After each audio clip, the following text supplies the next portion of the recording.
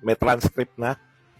Inakusahan po ni dating Executive Secretary at tumatay yung isa sa mga tumayong abogado ni Pangulong Duterte sa pre-trial na ang ICC at ang pamahalaan ni Bongbong Marcos ay nagsabwatan upang kidnapin si Pangulong Duterte mula rito sa paliparan ng Pilipinas papunta ng the Netherlands, no?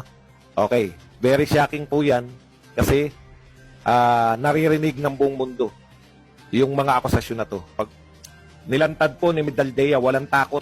Pinagsabihan niya yung mga puting hurado, yung hayop na may kaso na si Kan. May kaso po yan. Mang Kanor po yan.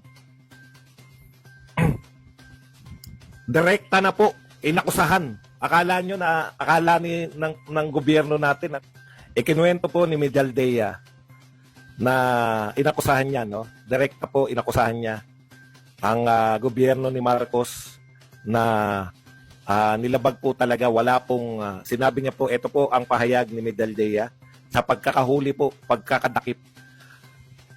Okay.